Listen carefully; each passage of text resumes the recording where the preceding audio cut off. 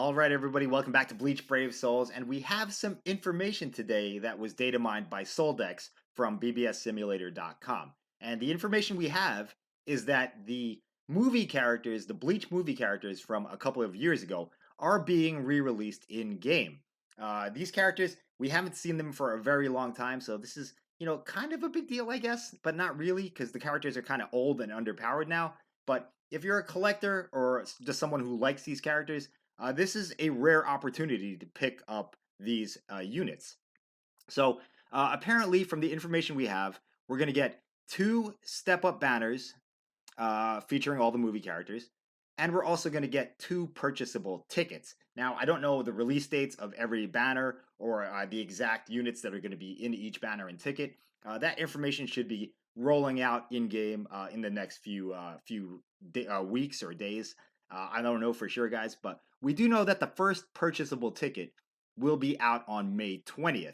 And that one's going to have Senna, Ganryu, Memories of Nobody Ichigo, Hell vs. Ichigo, Shuren, and Kokoto. So if you're interested in those characters, there's going to be a purchasable pack you can get in the next few days. And there's also going to be banners, normal banners with these characters as well, like I already said. So with that out of the way, guys, I figured it would be a good time for us to revisit the gameplay of these characters, as well as take a look at the stats and skills to see, if you guys would be interested in summoning on these units. Now, these units, they're all kind of older, so keep that in mind when you watch the gameplay and look at the statistics. They're not going to be as powerful as modern units, but they should still get the job done, in my opinion. Okay, so let's start things off by taking a look at Senna. And Senna is my favorite movie character out of all the movie characters. I love the character design, I love the special, I think all the strong attacks look great, and she's still pretty usable. She's a frenzy character with a recharge soul trait. She has a strong attack 2, which is a moving vortex. She has weakened defense on the special, and she's a ranged character. Still very playable, but she's a little bit underpowered. Ganryu, on the other hand, I don't think he's very playable at all. He's a normal attack unit, but he only has a 50% bruiser. And that was the way it was back in the day. Normal attack characters generally didn't get flurry, so they usually got like a 50% bruiser, and that's what Ganryu has. He might be usable in some Senkaimon stages where you need a no affiliation character, but other than that, he's not a very good character. Movie Ichigo, though, Memories of Nobody Ichigo, look at that special, guys. That's an awesome special. And he's also good because he's a 14 recharge soul trait, which makes him a pretty good link for anyone you want to use him on. He does have Frenzy, he also has Havoc, and he has a pretty decent kit of strong attack, so a fairly good character. The same is also true for this Toshiro. This Toshiro from the Diamond Dust Rebellion, they did a good job on him, he looks good. He's a ranged unit with Frenzy, he has freeze on everything, and he also has a charged strong attack 3. So a pretty good kit for this character. Definitely still viable if you want to use him in modern content, 2020 content. And he looks cool, guys. Most of these characters, you're not going to be summoning on them because they're the strongest units in the game. I think most people will summon on them just because they like the characters themselves or because they're collectors. Moving on to the next character, we have Kusaka. Kusaka is another normal attack damage character. He's not very good these days. He does have a damage reduction soul trait, damage reduction 16%, but he also has a very low bruiser, which is 40%, so he's not going to hit that hard. He does have freeze on all his special, on all his moves and his special, and he does have bombardment as well, so he could be a pretty good situational nuker for certain things. I don't know, maybe Guild Quest someday he'll be useful, but overall he's not that great, guys. Yin Yang, another character that's pretty cool aesthetically. This character has a mechanic where you can switch between Yin and Yang, and one is a fire-based character and one is a lightning-based character. Their attacks are still the same though, they just look different cosmetically. Normal attack character, like I mentioned, with a bruiser of 50%. So, very unique unit, guys. The switch mechanic, I think this is one of the first characters to ever have a switch mechanic, so that's a little bit of trivia for you there as well. Moving on, to the Hell vs. Ichigo. I think this character looks amazing, guys. I love the skull theme he's got going on. I like the yellow in the attacks. He's a normal attack character with a upgraded normal attack soul trait. So he has a 25% normal attack damage soul trait, which is a very good link. He also has that vortex right there, which lasts for a really long time.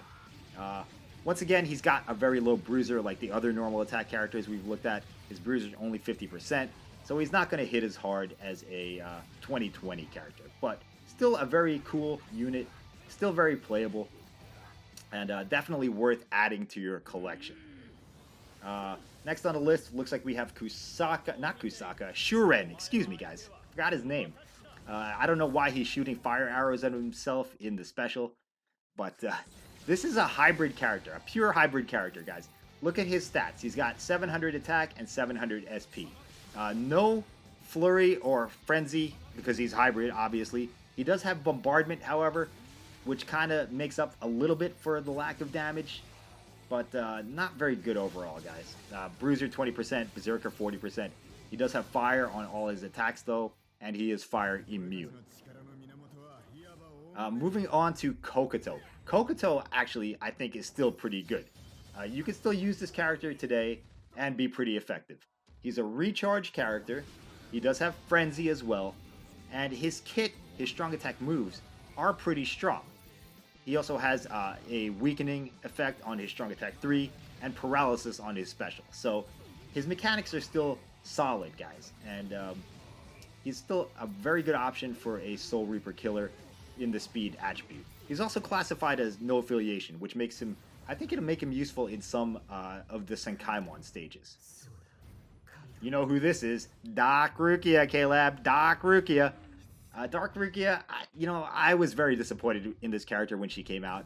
Not because of damage or anything like that. It's because she has very low range, short range.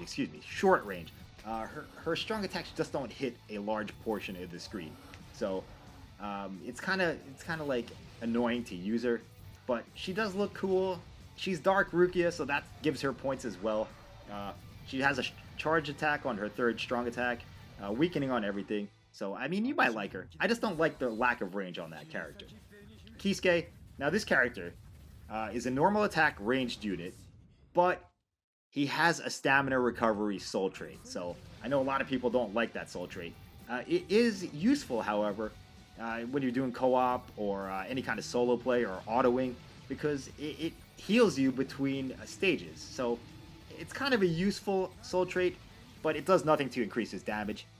As a normal attack character, he also has a moving vortex, which is pretty good. He has paralysis on some of his strong attacks and on his special, but once again, only a 50% bruiser.